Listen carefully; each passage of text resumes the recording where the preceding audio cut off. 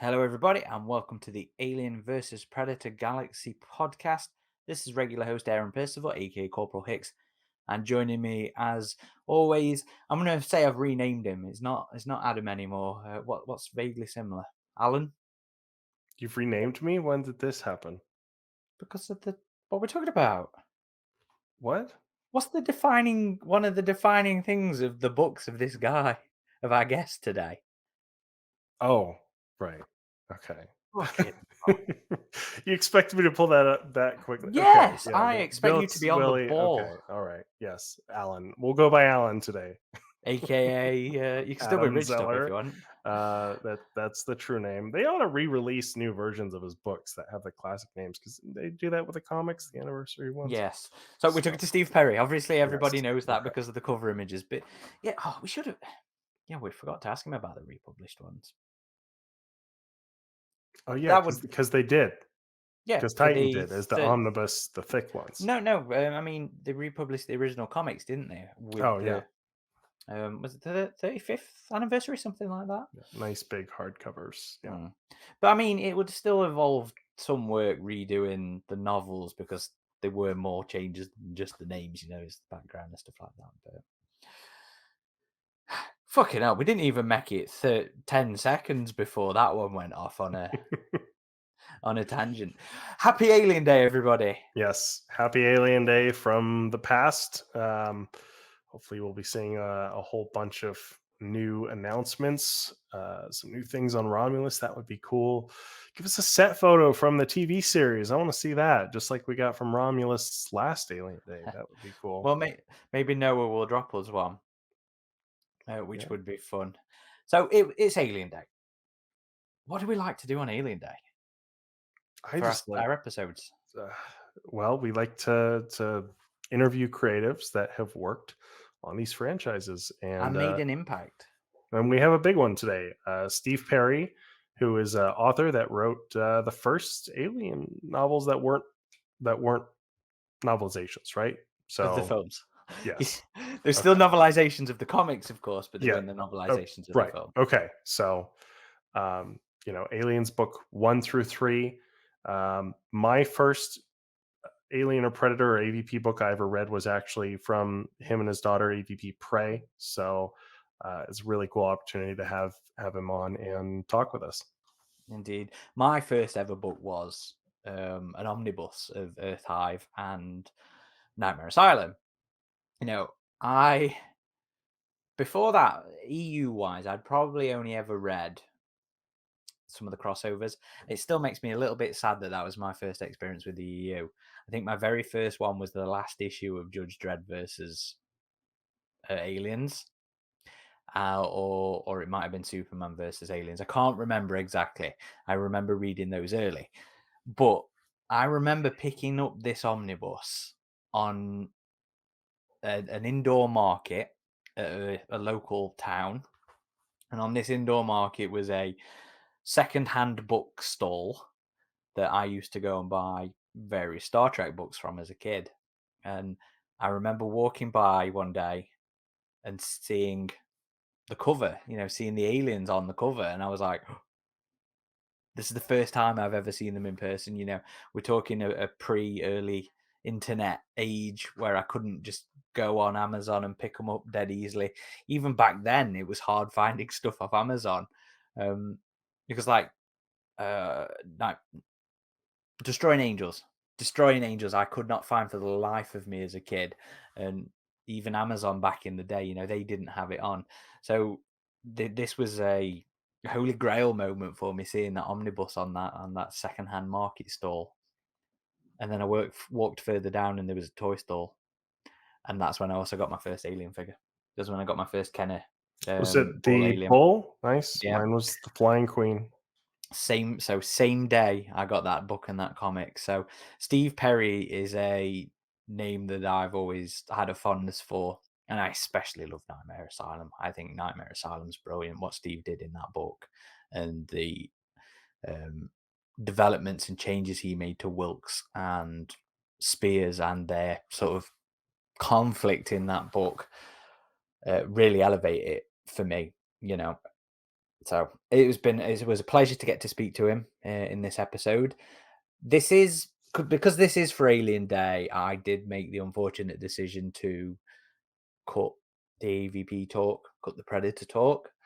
But we will be having Steve on again, hopefully in the next couple of months, to be honest. We've got stuff scheduled for the next month or so. So when we've got a free slot soon, I'm going to ask Steve back on and we'll just dig into Predator, dig into the Yautja, and have fun with it. So without further, what did you have something else to say? I was going to say, what do you say, Adam? Why don't we let Steve entertain us? All right, on to the interview.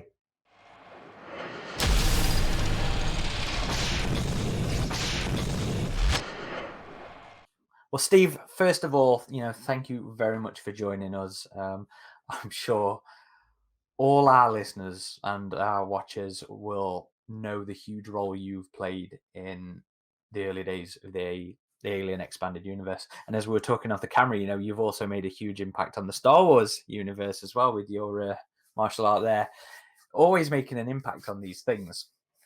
But before we nerd out, and before we start talking the nitty gritty, nerdy details of Alien and your involvement with the series, tell us, who is Steve Perry outside of Alien? Who are you? What do you do? And what are your major interests? Oh, well, I'm an old guy. I've been writing for 40 years. Um, I've probably written coming up on 70 books at this point. So that's pretty much what I do. I've been a full-time writer for most of that. Um, if I'm not writing, I I practice an Indonesian martial art called Pukulan Pincak Salat Sera, which is not something you order with peanut sauce at a restaurant, but a martial art from Java. Um, it likes blades. We use knives and spears and and swords and things.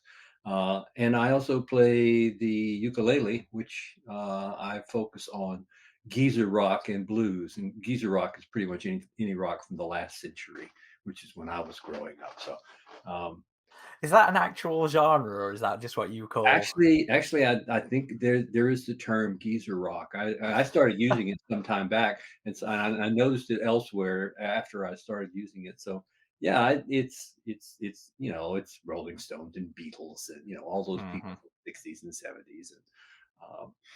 And when you're an old guy, that's the music I grew up with, so that's the stuff that I like to play.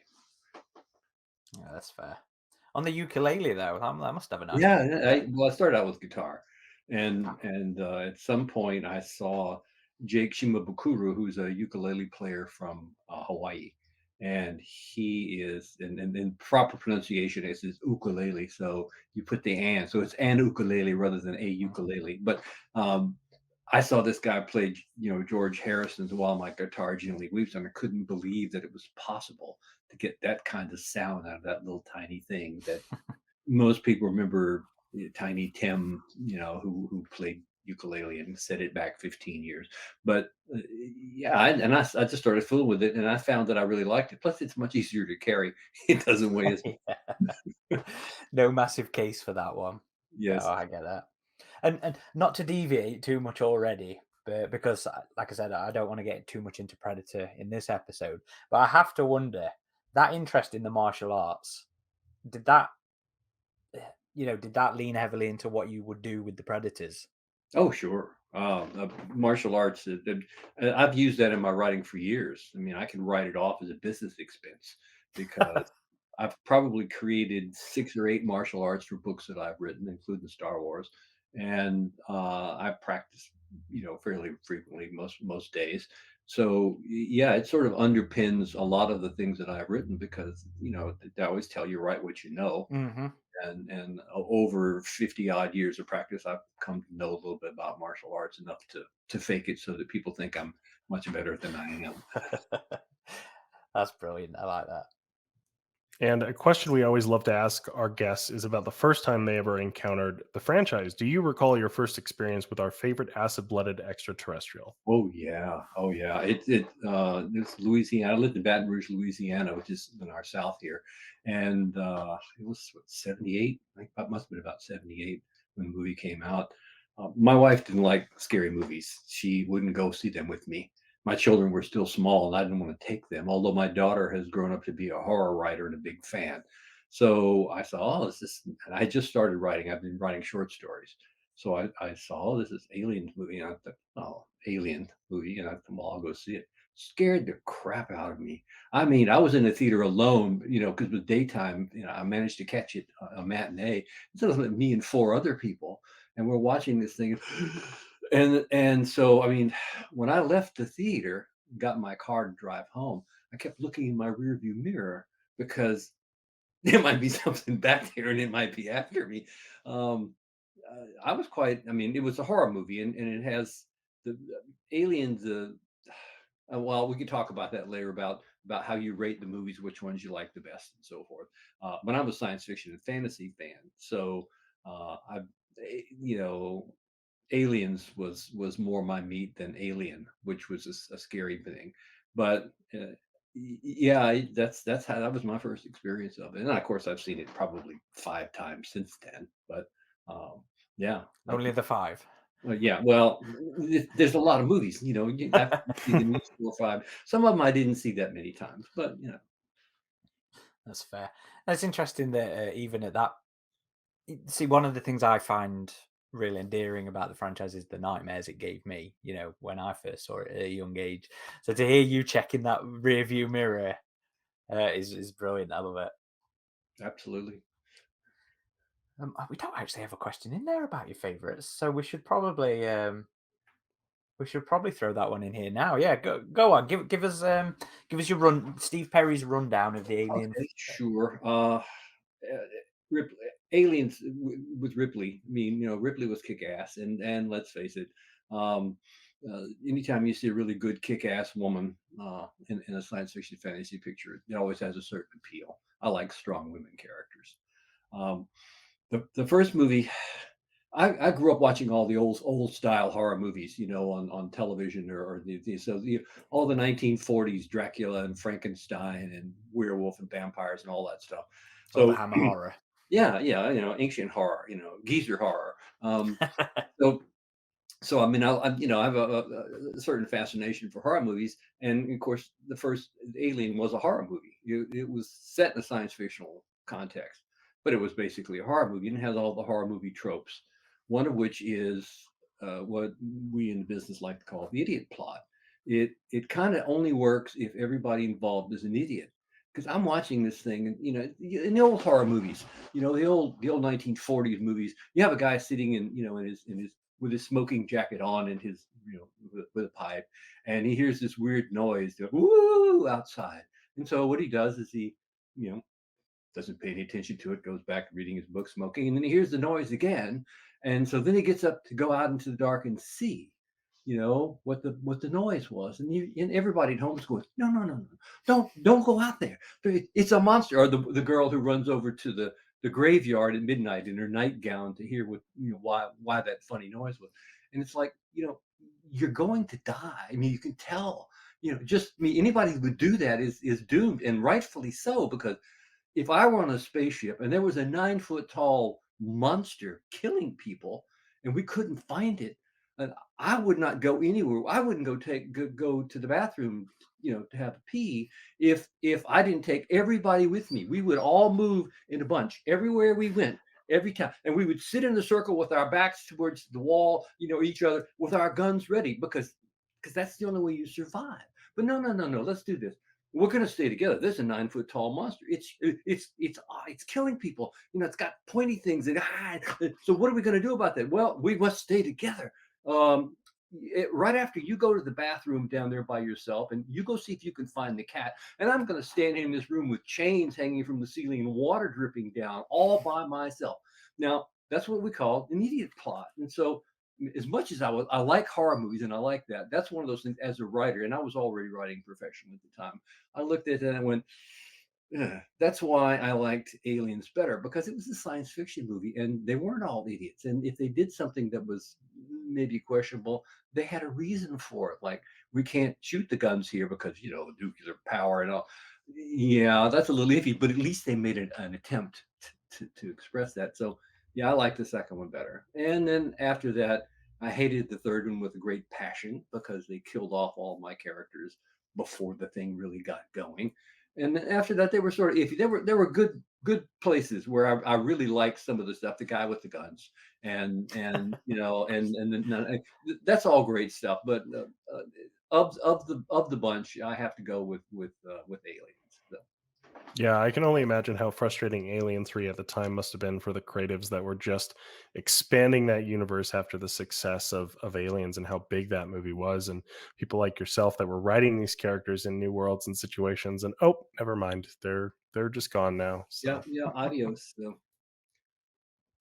That's just taste. It doesn't mean that one was better or worse than the other. It's just my taste. So And I mean, speaking objective as you can about art, the first two are landmark films in their yes, respective genres, So say what we want for personal taste, we cannot deny that impact that they have had on cinema and pop culture. absolutely. Um, so after a really lengthy period in cryostasis, the Alien franchise returned to the big screen when Sir Ridley Scott came back to do Prometheus and then later Alien Covenant. And now we've got a TV show in the works. There's a new film due out later this year. As of recording, the teaser trailer literally dropped like 2 days ago. 2 days Yeah, ago. two days ago. Have you kept up with the newest stuff? And what did you think of it? Oh yeah, yeah. I follow. I mean, I watch everything. This is it's one of those deals where it's like any long running franchise. It's like, oh, some are better than others, but I'm gonna watch them all anyhow. I'm looking forward to the new movie. I mean, Ridley Scott has a certain panache. He has a certain talent, uh, and I'm gonna be interested to see. I thought the trailer was lovely. I'm watching this and thinking, oh, this could be really good. I mean, it could really reinvigorate the franchise. I mean, the AvP stuff is always sort of coming and going too, and in a later time we can talk about that if you want. But it's yeah, I'm glad to see it coming back. I mean, why not? The new one's leaning into horror, though. It's Fede Alvarez. Are you sure you'll be okay with that I one? don't mind horror if it's well done. I I I Okay. I think, that's the thing. It just needs to be well done. Have you seen Fede's other stuff? Hmm? Have you seen Fede Alvarez's other films? Oh, yeah, yeah, He's yeah. yeah. Do you like Don't Breathe or Evil Dead, the remake? Yeah? Yeah, Okay. okay. and I and don't. I, even was gonna even say, though sorry, go ahead, Aaron. I was gonna say, I don't feel like that feels too confident there, Steve. Well, Uh, you yeah, you know. okay. Moving on. And You need to understand, as a writer, as someone who has written for books and short stories and television and a couple of spec movie scripts and worked with people like that, I have a whole different view of the way things are done or should be done than most people. I'm not the audience you write for. Um, yeah, that's fair. it's like Busman's Holiday. And I go to a movie and I start looking, and if it's really well done, it carries me along. But if there's a glitch in it, there's something that I have a problem with that slows me down in a way that most viewers won't be slowed down. I mean, if you if you know how things are made, and what constitutes okay or not okay, it makes it either a little more critical. That's just sort of the nature of business. Hmm. And with all these happenings that are still going on in the franchise, like Aaron mentioned, a new movie coming, a TV series that's in production, we still have comics, we still have novels coming out. What do you feel that it is about Alien that keeps this franchise alive and the fandom engaged after all this time? Oh, people love to be scared. People love to have adventures. I mean, you look at roller coasters. You get on something and go whizzing through the air. It scares you, and you at the end you've had this great buildup of tension and release, and it's done. And that's the thing about any kind of a fiction is that it's a grand adventure. There's only a few plots, and so once you work those into whatever story you're telling, and it's just how much fun is it? What kind of in Disneyland in the old days, they used to have tickets for all the rides, and they had A, B, C, D, and E tickets. And the A ticket was the little simple things, and the E ticket was the big ride. And people love to go on E ticket rides. And Aliens is, it carries you along. It's about the other, the non-human, the creature from somewhere else, and what they do and how they behave, and what would I do if I were in that position. I mean, oh, my dog has weighed in. Apparently bark at the alien. That didn't go down too well in Alien 3. That's my corgi. She's very vocal. The little ones always are, aren't they? Yeah, and they have bigger barks than you expect from a dog that size. So while you're a very well-known name for tie-ins now, and Perry carries through obviously through your daughter as well, through her Resident Evil bits and pieces and stuff like that. I'm not sure how right it would have been to say you were before you worked on Earth Hive. Looking through, your bibliography, it was only really Conan you'd done back then, wasn't it? Yes. Yeah. So, Go so ahead. how were you the one to tackle novelizing Alien? How did that job land up on your desk? Pure luck and happenstance. When my son was young, he was a comic book reader. I was a comic book reader for a long time, and there was a comic book store a couple of miles from our house. It's still there. Name has changed, but it's the same people. And I would take him over there to pick up his ones he'd ordered for the next month, and he would browse, and I would hang around with him. And I got to talking to the guy behind the counter, the guy who was running the register. And he was a big, tall fellow, 6'8" tall with blonde hair, and his name was Mike Richardson. Well, Mike Richardson, the comic book store owner, went on later to produce Dark Horse Comics, which He wrote a few as well, if I remember rightly, Alien and Predator stuff. yeah, sure. So we would chat, and he was telling me that he was a writer and an artist, and he wanted to do comics. And he was working on that idea. And I said, well, great. So we chatted, and I told him I was a writer and I was mostly doing books. So fast forward 5 years or so, and I get a call. It's Mike Richardson. He said, "You still writing books?" I said, "Yeah." I said, "Would you like to do novelizations or graphic novels for Alien?" And I said, "Sure." He said, "Yeah, they'll probably sell pretty well and you'll make some money. I don't have a lot of money to give you right now, but down the line you could earn, some nice royalties." So sure. So we got together and he showed me the graphic novels and we had lunch and talked and came up with some ideas, and that's how I got the gig. He was going to publish them himself originally, but found out he could do better by going through Bantam books. Um, so that's what happened. He gave me the graphic novel, and I used that as a basis for the novel, and went from there. So you and him spoke about Alien before. Did he know you were a fan? I don't know if he did or not. I mean, obviously, I was a science fiction fantasy writer and a horror, buff. So I said I may have come up in the conversation. I don't remember. It No. was a long time ago. And Alien wasn't on your pull list back in the day. No, it was, yeah, just another movie that had come out, and I guess Alien came out in '78, so we had this meeting would have been early '90s. I think I wrote the first one, what, '92, something like that. It was published 92, yeah. Yeah. So yeah, it just he just I was a local guy. I was a writer. He was, we got along well, and so he asked me if I was interested. And I did have a track record. At that point, I'd probably written 18 or 20 novels, and they were science fiction, fantasy, and that kind of stuff. So he figured I could probably handle it. Worked out Well, okay. that's cool. I never realized Dark Horse had actually kicked that off themselves. I only ever knew it as being a Bantam Yeah. and Millennium thing over here in the UK. They published it over here in the UK. But no, I never knew Dark Horse had instigated those novelizations. That's really interesting. They did, and of course, there's a whole story about the doppelgangers and the names, and we'll get to that, I'm sure. But That's the next question. Yeah. That's the next question. Actually, the next one here. So all right. Yeah, what happened there was when Mike got the rights to do these, Fox was considering what they were going to do next with the franchise, with the Aliens franchise, and Alien slash S. And so they were, I can't, they wanted, he wanted to do them, but they were loath to let him use the names. And so I think the deal was structured so that he could write essentially the same characters, but he had to give them different names. Um, And this is specifically for the novels. yes, for the novelizations, for the graphic. If you go back and look at the early graphic novels, that's the names they used, Billy and Wilkes. And we weren't allowed to. Well, no, I take that back. We No, weren't allowed to use that.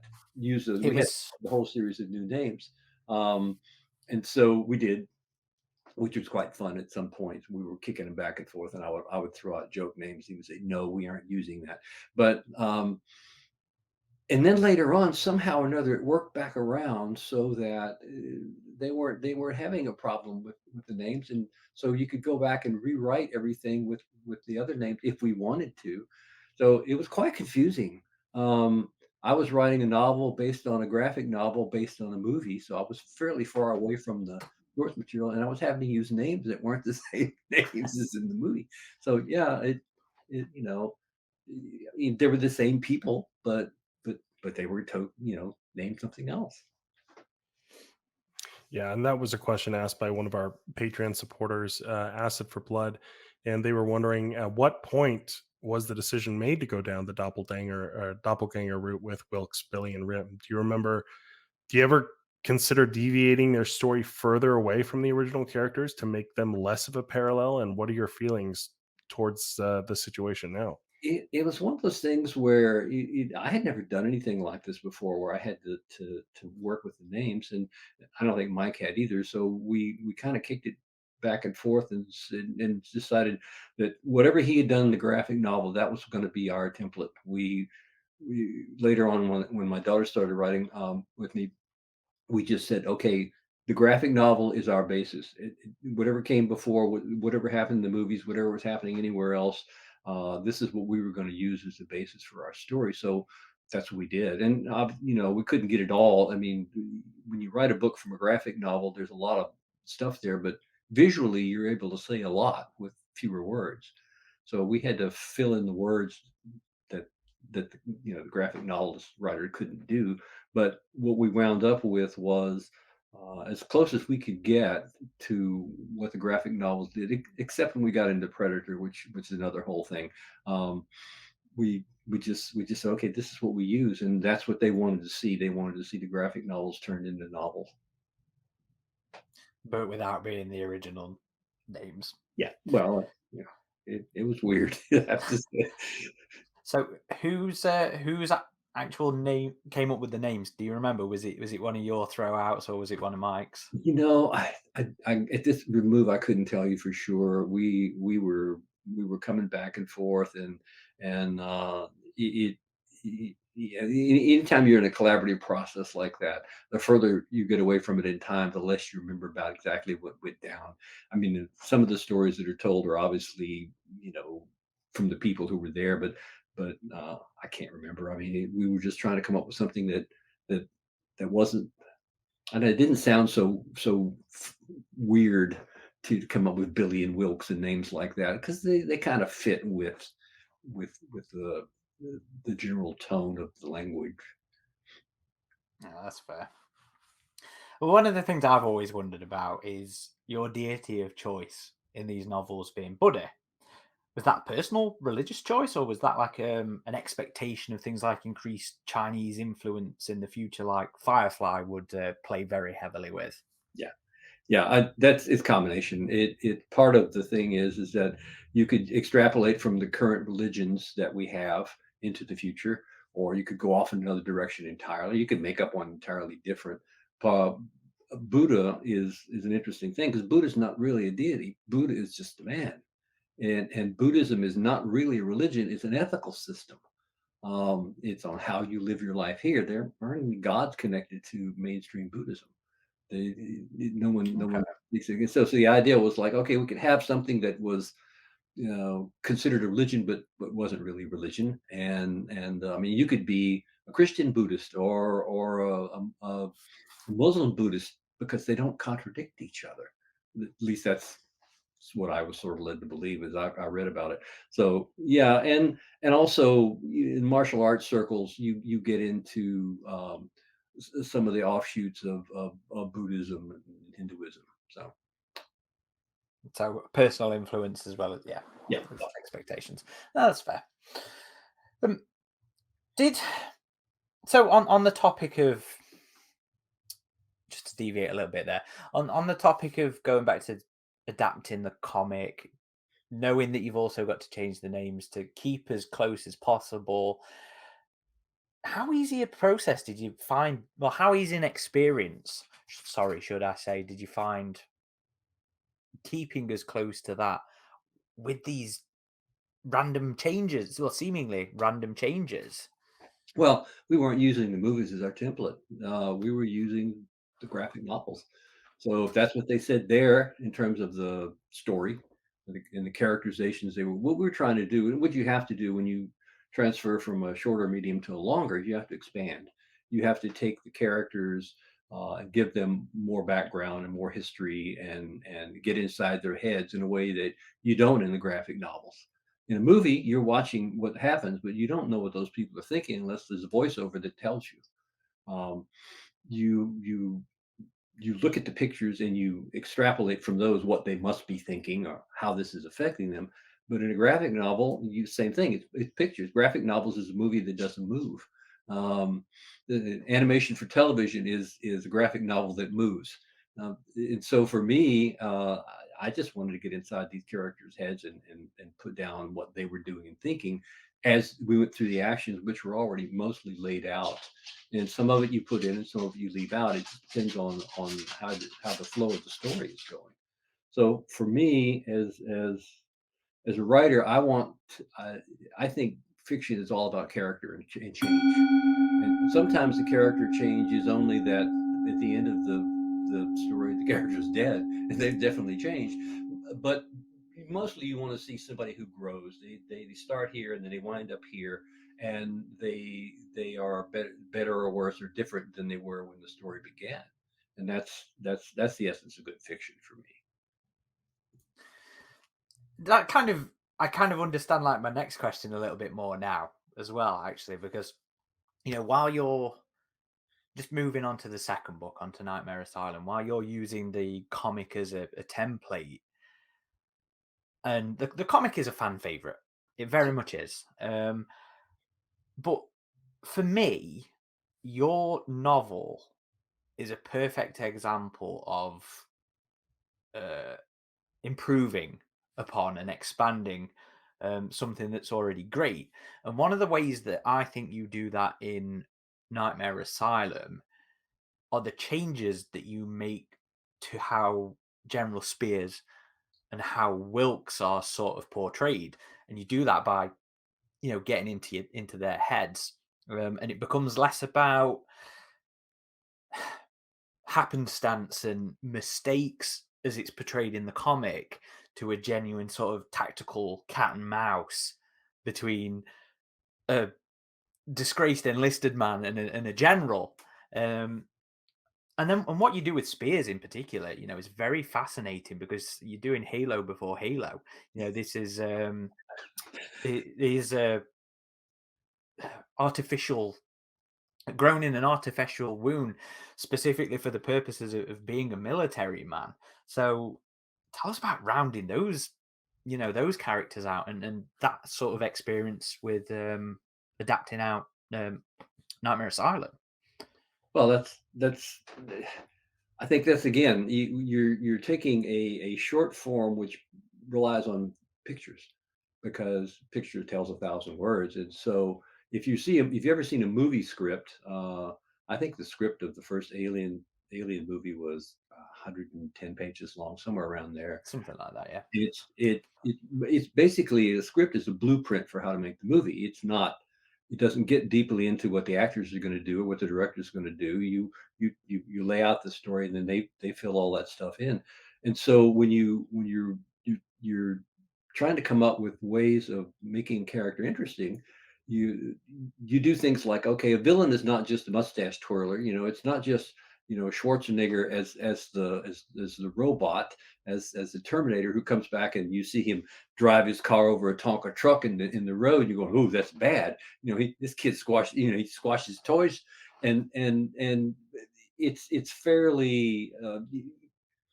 it's fairly simple. It's black and white. It's melodrama. You have good, bad, but in the case of characterization, a, a villain, doesn't usually just twirl his mustache and do evil for the sake of evil. A good villain thinks he's doing the right thing.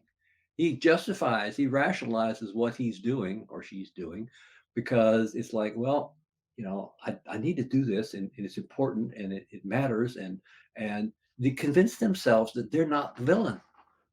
There are people that you look at and you go, oh, he's bad, and he knows he's bad, and he's just going to come out there and do bad for the sake of doing bad. But a good character has other facets, and so you take a character like Spears, and you start saying, okay, so why does he do this? You ask the same questions a journalist is supposed to ask. Most of them have stopped asking that in this country, but you ask the questions where, who, what, where, when, why, and how. Why is he doing this? How did he get here? What motivates this person to do this thing? And the more you can get into that without getting way down deep into your own navel gazing, is you start putting up character things that's like, okay, why did he do this? Well, just ask yourself why, and then come up with a reason. And if it's an interesting reason, people will read it. The people will follow you, and they go, "Well, that's interesting. I didn't think about that."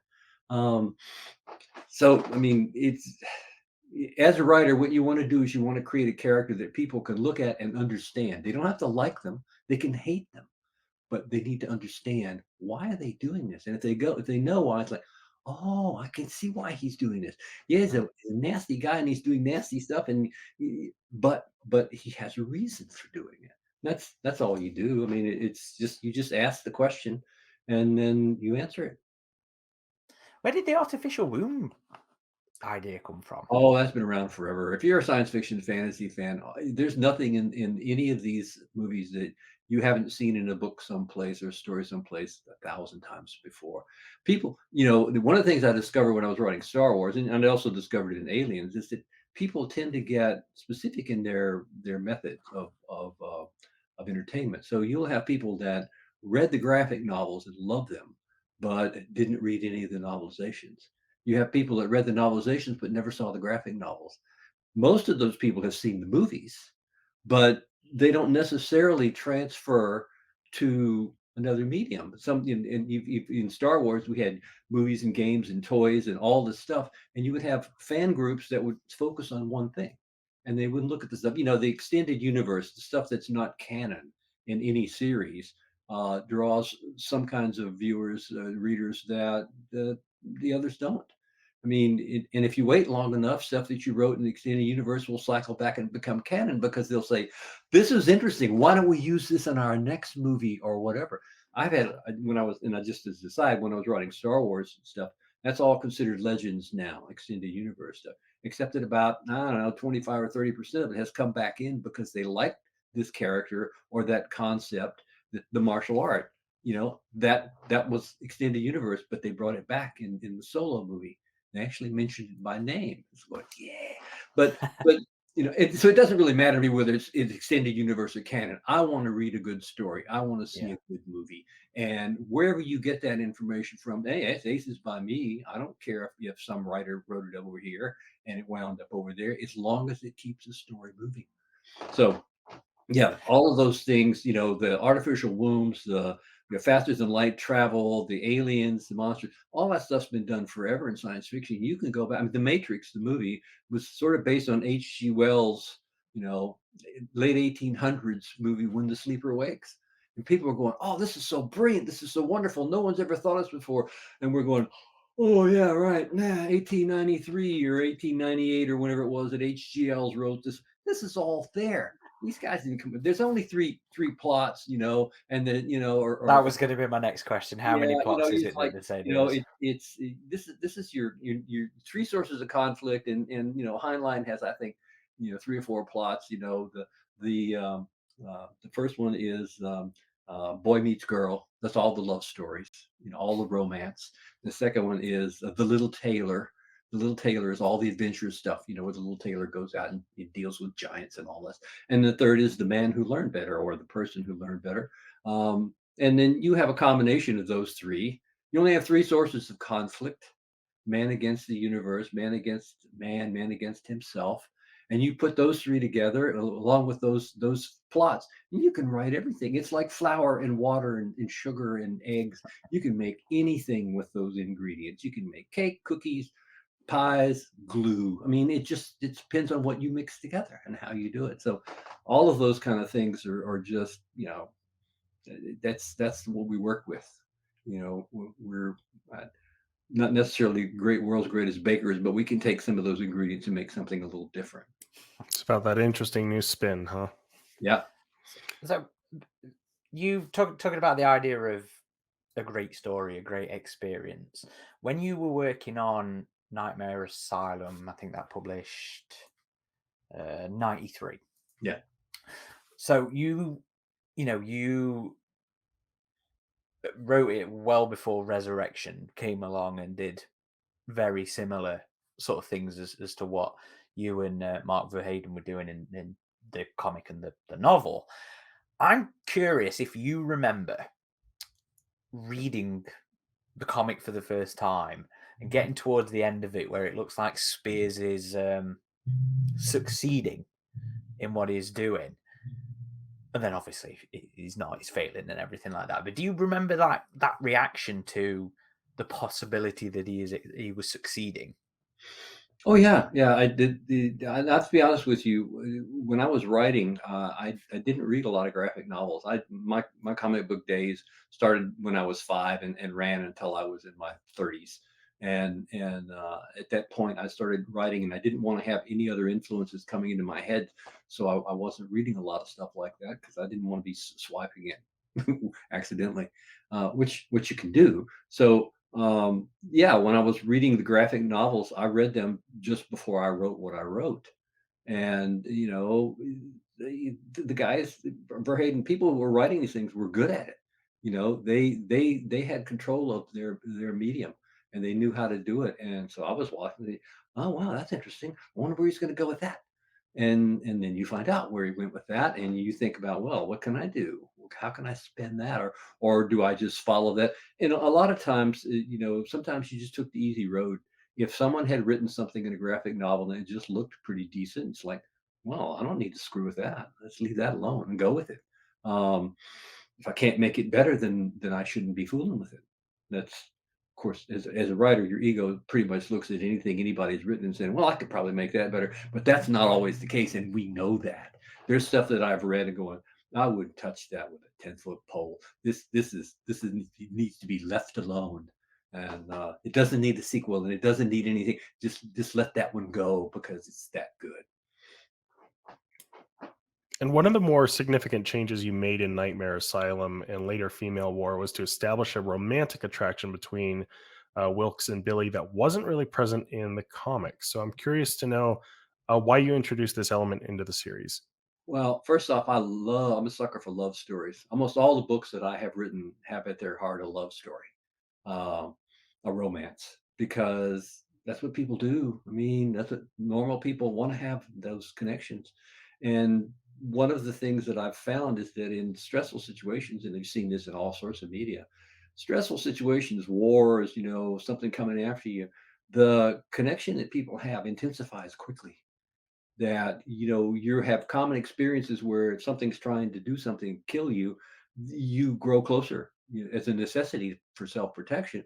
But also, emotionally, what happens is that you're sharing an experience with somebody else that's fairly dramatic, and that brings you together in a way that you might not normal times. People that don't particularly get along. I mean, you see this in a lot of war movies. There's always the scenes in these things where a couple comes together and they don't know each other, and by the end of the scene they know each other really well, and it's because that level of stress is hard to deal with, and you deal with it how you can, and one of the ways you deal with it is by connecting to someone else. So yeah, we kind of went down that road just to see where it was going to go.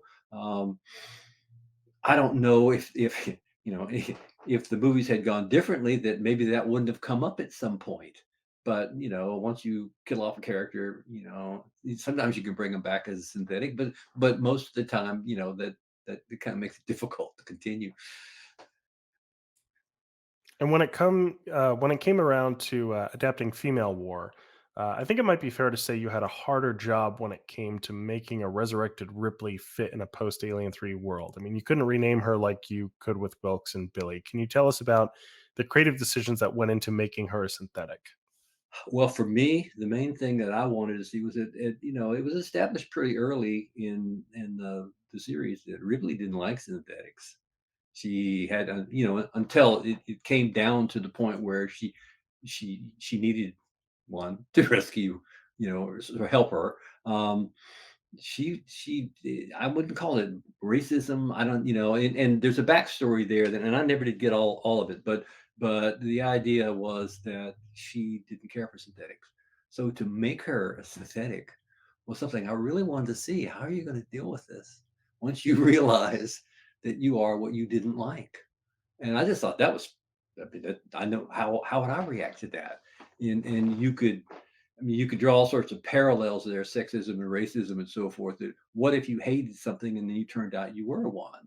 Well, wow, that's going to mess up your worldview pretty much, isn't it? I did think it was a very interesting part of Ripley's portrayal in in female war was that internal monologuing going off when she was starting to realize things like that. Yeah. Was it always a synthetic for the solution? Or did you zone in on that pretty early on as the It, solution it to? it just seemed to be as part of the process. It just seemed to pop up. I mean, when I'm writing, a lot of times eh, most of the time when I'm working with something, I'll outline it in advance. With this, you had the graphic novels, and so you had a general outline going into something. And part of what you want to do is, okay, well, if this surprises me as the writer, it's probably going to surprise the reader. And one of the problems with a lot of this stuff is that people say, well, it's on the nose. It's everything that happens is expected. No surprises here at all. And so what you do is you say, well, okay, I'm not quite sure where this is going. Let's just go and see. And so you write along. You have a kind of applied schizophrenia as a writer. You're writing the thing, so obviously you know what's going to happen. But sometimes you're writing the thing and you don't know what's going to happen.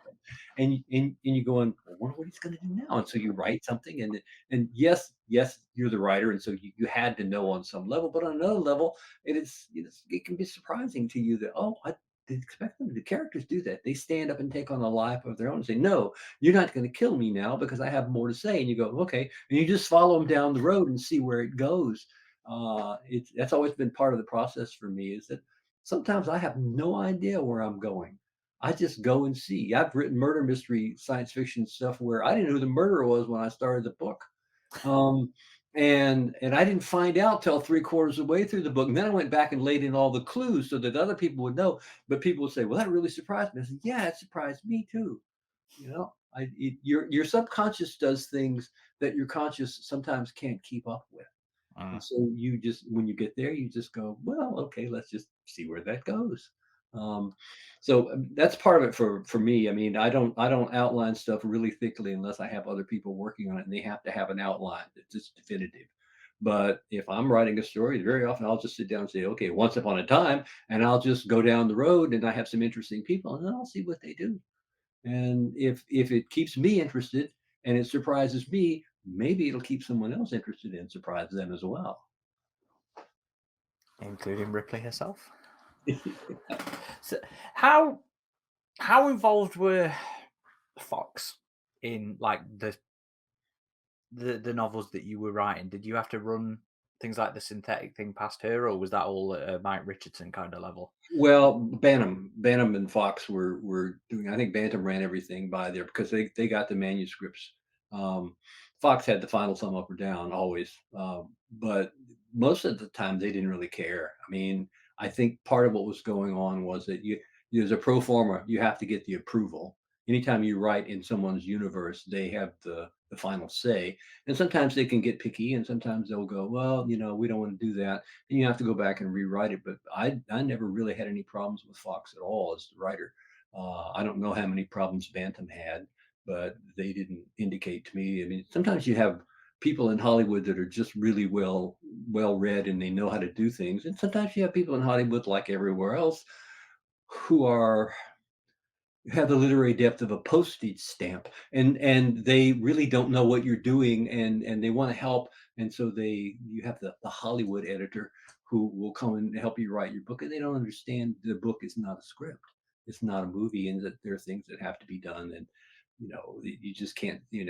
I quoted a piece of doggerel once in a from Sir Walter Scott in front of a book, and one of the Hollywood people came back and said, "We need to get this guy's approval. We get a release from this guy to use his pieces. He's been dead for 300 years. Pretty much, you don't need a release." So yeah, it's working with Hollywood's another whole adventure. But yeah, that's pretty much it. And the novel itself, Female War, doesn't really address the who or the why of the synthetic Ripley's creation. Did you ever come up with anything, in your head as to that backstory? No, it's an assumption. In science fiction and fantasy, there have been robots or some variation of robots. Once upon a time, robot meant something different than it does now. A robot was a mechanical creature, and gears and metal and stuff. So that's what they were called. They were robots, and then you came up with synthetic people. And they were made of chemicals. They were mimicking people, and those tend to blend together now. People will use the terms interchangeably, but that's always been a trope of science fiction and fantasy. Is that I mean, it goes back to Frankenstein. I mean, you have uh, a body made of parts, but it's essentially a synthetic person. I mean, it's the characters that you look at. I mean, and these go way back. I mean, some people will argue that the old Greek and Roman gods were just bigger, stronger people, and made of a different stuff. But so yeah, it's anytime I'm using tropes like that, I'm standing on the shoulder of giants. I mean, there are people who wrote this stuff, have written this stuff for centuries, and notably the last couple of centuries, science fiction came out. Yeah, it's just like it's a good concept. It's already there. I don't have to explain it. When you say synthetic person or reploid, or any of the terms that you use for somebody who looks like a human but is not a human, they're there. So you use them. It's just background. Okay. And keeping on Female War a little bit here, while it's set up in Earth Hive in the original, again following what the comic did, Female War drops a plot thread from the comics, which is about the space jockeys using the Earth to cleanse planets of life before then they move in Right. to claim the planet. Right. The comics would wrap it up afterwards in a one shot that was set between the third and the fourth series, but it's completely absent in Female War. Why do you remember why he dropped this element? I can't be sure at this remove. I think I mean, I thought it was fascinating, the idea that the aliens were war toys, that they were seeding them in planets to soften them up before the predators came in, and of course, then the predators hunt the aliens, and the sport. But I don't know why we left it out. I think it may have just been because it was such a non-movie concept that it may be that someplace up the line somebody said, "No, we don't want to do that." I I would have run with it. If I think about it now, it's like, well, of course. How do you develop? Why would you have a creature like the alien who has all of these things, that exist? The acid blood, the ability to live in space, and if how do you explain that? Well, they were war toys. Of course they were. They were engineered, they were set up, and they were turned loose. And somebody had to do that. And so, who's a logical person to have done that? Well, I would have run down that road, but I didn't, and so I don't know why actually. Wish I did. It, see, as much as I love, the sort of developments that you did with specifically Nightmare and Female War, I was always a little disappointed that was dropped because the space jockeys were always one of the things that had me diving into the expanded universe. Yep. And my first ever Alien book was an omnibus of your first two. Hmm. So you got this whole stuff. I hadn't read the comics at that point. This was literally my first experience of any Alien expanded universe. And And when the space jockey showed up in the original and in the first one, I was like, yes, okay, let's keep going. So yeah, that one I was always a little disappointed in. But I do remember you playing with the idea of them being ancient, war toys, as you put it. It's still in that third one, and it's a concept I love, and I think a lot of people find really fascinating. Hang on a second, I got somebody knocking the door. Can you pause? Yeah, it's fine. It wouldn't be in a podcast if there wasn't something to snip. Yeah, the cat's across behind me. The cat's actually over there right now. Oh, nice. Mine's locked out, bless her. She comes and sits on me, and you can hear her purring through my microphone.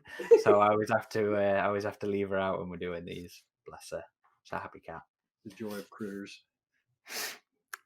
You wrote Female War and then later AvP Prey with your daughter. What was that collaborative process like? Oh, well, it's interesting how that came about. My daughter, when she graduated from high school, didn't want to go to college. We had saved money for her, and we assumed she would go, and she wanted to go out and live in the world. So she got a job working as a waitress, moved in with a boyfriend, and stayed, away for a couple of years doing all of her stuff. And then she came back and said, I think maybe I'd like to go to college now, because working as a waitress and living with a boyfriend was not as much fun as she thought. So I said, well, we've spent that money. And we had house repairs. And so we spent the money since she wasn't going to school. And so I said, I'll tell you what I'll do. I'm working on these books for Mike Richardson at Dark Horse, this alien thing. And she was a writer. Step back one more. When she was 17, she wrote a short story and she showed it to me, and I was astounded. It was so good. I said, send it in and somebody will buy it. She said, really? I said, yeah, she did. She sent it. First place she sent it to, first editor that looked at it, bought it. And not only that, it was a short story, which is really hard to write. And, I got dozens and scores of rejections when I started writing. I thought, you brat. But, so I said, well, you can't buy it, honestly. Anyway, so I said, I'll get Mike we'll do some more, and you can help me write them. You can have the money, and you can use that money to go to college. She said, okay. So the first one that we did, she wrote about 80% of it. And then I went through and touched it up, and we sent it in. And also the name, she wrote under Stephanie Perry for a while, then SD Perry, and her middle name is Danielle, and that's what she goes by. So that was a little confusing. And so hey Chuck, I'll be there in a couple of minutes. So the thrust of this was that she would write it and I would read it and edit. Well, after the first one, which is about 80% hers, then the next one was like 95% hers, and after that, it's like she didn't need me, so she started writing these things on her own. She likes doing novelizations and tie-in works. She's done quite a bit of it. She's probably written, I don't know, 35 or 40 books at this point, almost all of which are novelizations and tie-ins. We had a good working relationship because I was her father, and once she could start doing this on us, like, you don't need me, you can do this. And so pretty much that's how she's made her living. She bagged the college pretty quickly because she got in an argument with an English professor, and he decided that that the kind of stuff she did was trash, and she didn't need to hear that. Yeah.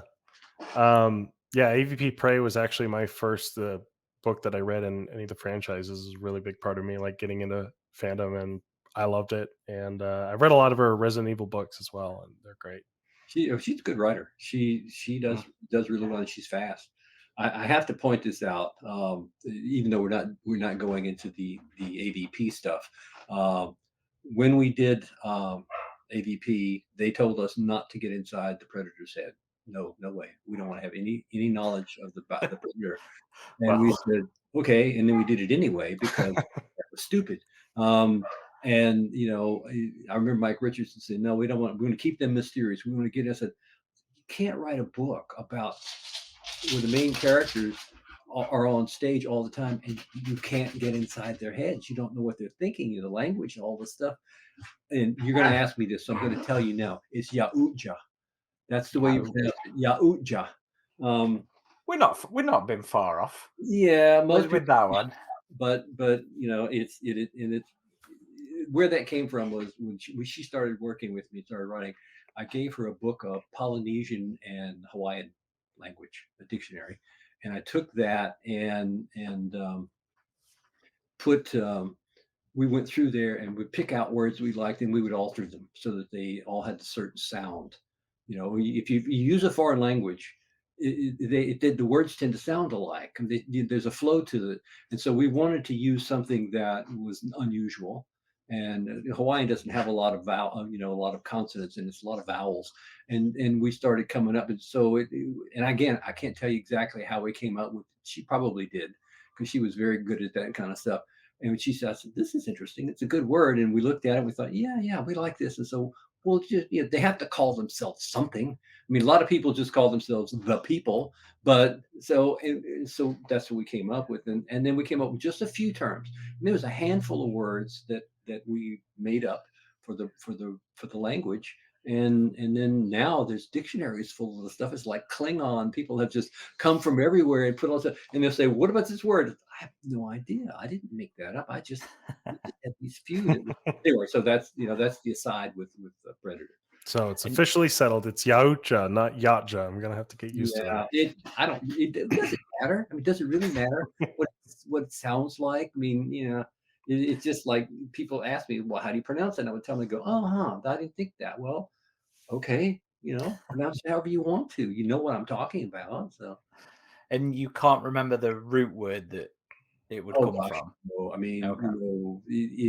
a lot of times I would use a foreign language when I was writing a book, and then I would go through and change a few letters of it because I didn't like the way it sounded, but it was almost what I wanted. And so, Terraskasi is Finnish, and it means steel hand. That more or less, but not quite. So yeah, it's writer's license. You don't have to use a real word. You can make up a word. That's what you do. And where did Terraskasi first appear? Because I always thought it was that video game. So I guess it Yeah, was it before was, that. but it appeared in Shadows of the Empire, which was the first Star Wars book that I wrote. I had a pair of sisters, the Pike sisters, sometimes known as the Pickle sisters, Pikkell, who were martial artists, and that was their art. And so they thought this was cool, so they picked it up for the game, and then later on they picked it up for Solo, which was not most highly regarded movies, but I liked it because it had stuff that I wrote in it.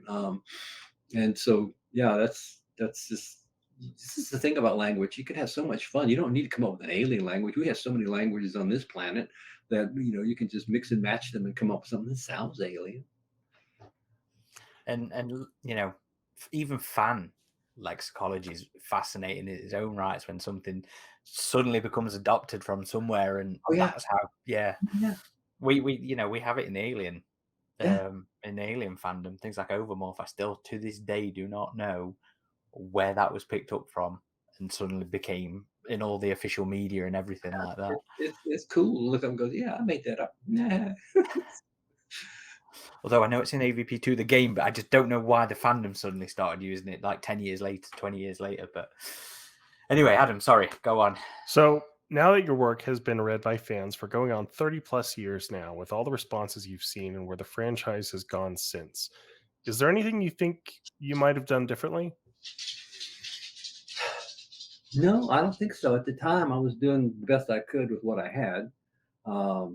I was 20 books into a career that's now 70 books, and so at some point, I probably wrote the best stuff that I'm ever going to write, and I'm on the downside now. But you work with what you have, and I used to have wonderful arguments on your site where I would go in, and there were people there who knew what color the lint was in Ripley's pocket last Thursday. They knew way more about everything than I did. And this is the problem when you write. The hardcore fans, the really hardcore fans who know this stuff, you can't write for them because it's only like 19, and they don't agree with each other. There were two hardcore fans will fight to the death over what color that lint was in Ripley's pocket last Thursday. And frankly, most people don't care. And so that's not who you write for. You write for an audience that likes what you're doing, that likes the art, the craft, the stories. and you try to please as many of them as you can. You can't please everybody. And at some point, I realized I wasn't going to be able to please everybody, so I just let that go. Yeah, and if the hardcore fans, and I've had hardcore fans do some really good stuff for me. When I was writing Star Wars, I wanted a map of the universe, and Lucasfilm laughed at me, said there is no map of the universe. And a fan wrote to me and said, I've written down all the places that are mentioned in any of the Star Wars stuff, and here I have them all written down and where they are and what they did. You think that would be useful to you? I said, oh yes, that would be useful to me. He sent it to me. And I sent it to Lucasfilm, and they hired him, and he wrote a book, which is where the map of Star Wars comes from. A fan. A lot of good stuff comes from fandom, and I'm lucky. Most of my fans are really good, smart people. Some of them have tried, threatened to kill me, but not too many of them. Yeah, it's fun times. Yeah, Even I've had stalkers as this web host, which has been fun. But it's interesting you bring out the cartography stuff, because even in Alien, it's fans that have sort of led the way to stellar cartography in the RPGs, sure. in official things. It's curious that you don't think.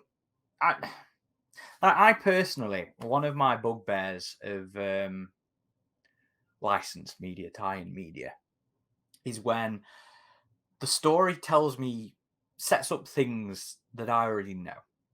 It sets up the basics of the alien life cycle, for example. I sit there thinking, surely only fans are picking up tie-ins. Why are you explaining this to me and to all the other people? So is this a metric that you guys are aware of, where it's more casual fans that are picking up the books? Yeah, you have to write for the majority of your readers. If you write for those people who don't know anything and everything needs to be explained, that's one level. If you write for people who know everything and nothing needs to be explained, that's another level. Most people are in the middle. Most people, I'm going to say, okay, I'm going to explain something to you. Stop me if you've heard this before. Well, you can't do that with a book. So you just skip over that, because not everybody knows what you know, and it depends on the medium. It depends on the width of fandom. When you write for something like Star Wars, every in joke that you put, somebody will get, because a million people will read this book.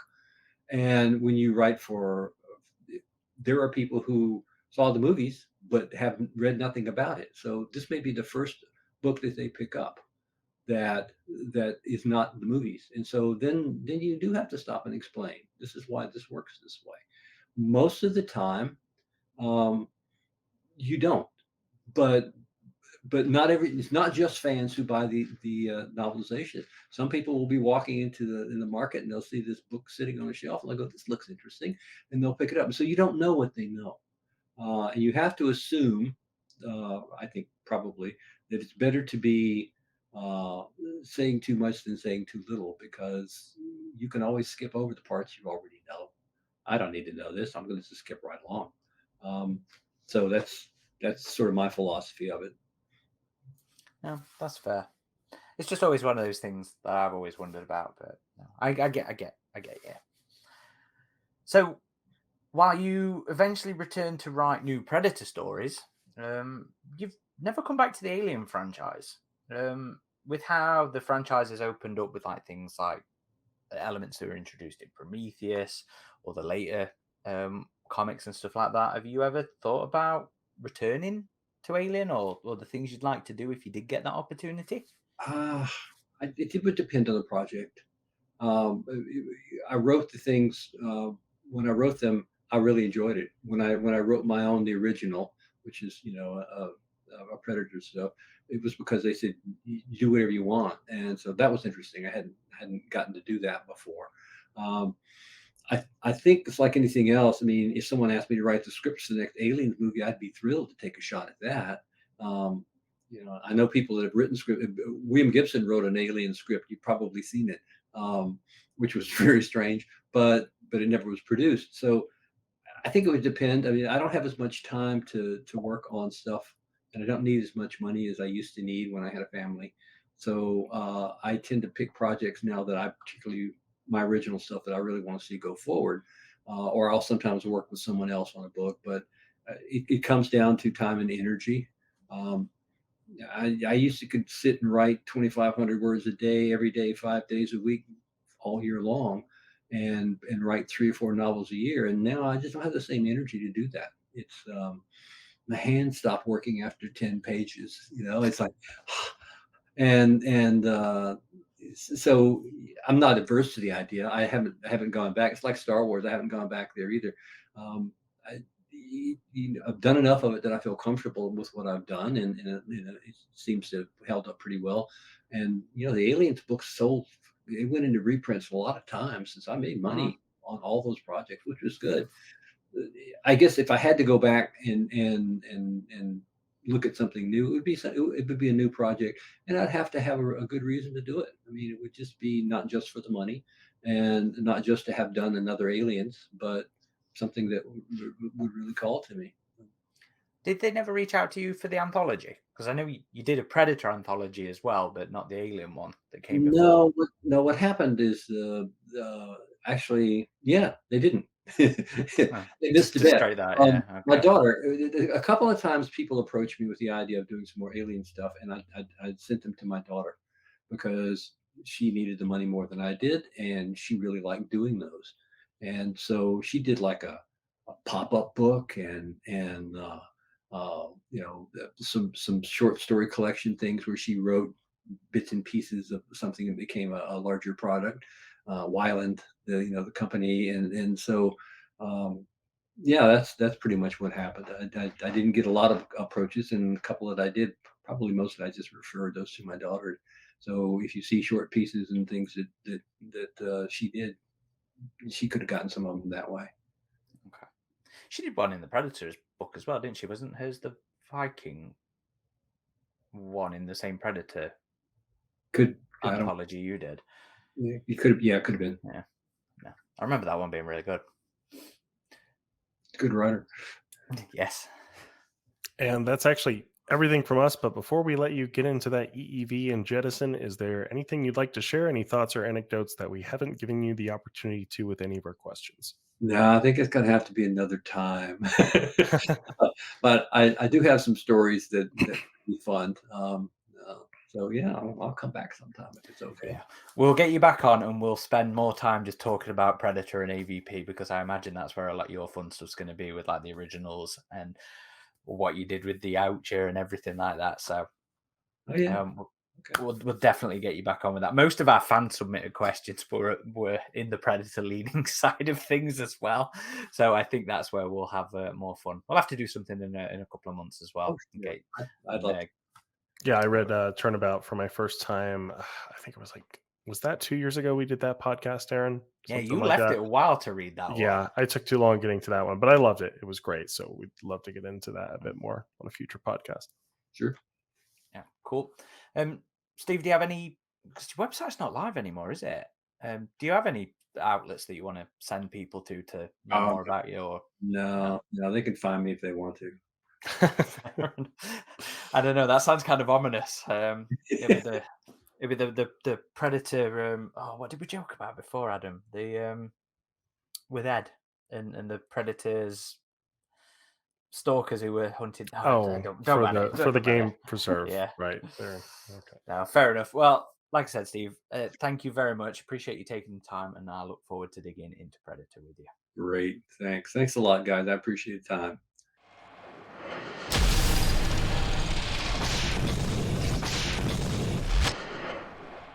And once again, thank you to Steve for nerding out with us to talk about those early Alien books. Yep. Obviously, Steve doesn't have anywhere he wants to send people to, but we do, don't we, Adam? So why Yes, don't you you whore us can out? check us out at avpgalaxy.net, our website, our main hub of activity. We are also on all the major social channels: Facebook, X, Instagram, and Threads.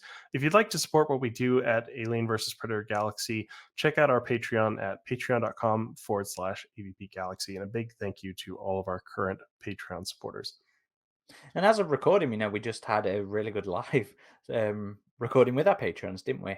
That is one of the perks of supporting us is is watching our discussion episodes live and interacting with us in the chat. And we just recorded and released the breakdown for the Romulus teaser trailer, and we had some fun with the chat in there with the supporters. So and if it you was want to very see much us appreciated. screw up behind the scenes before Aaron edits them out, then that's the way to do Yeah, it. true. Although that all got left, that mostly got left in with the Romulus teaser. I only snipped one bit. But anyway, thank you everybody for listening or watching. This has been Corporal Hicks. And RidgeTop, Have a happy alien day. Or have a terrifying alien day, sorry, should I say. happy Alien Day, everyone. Bye.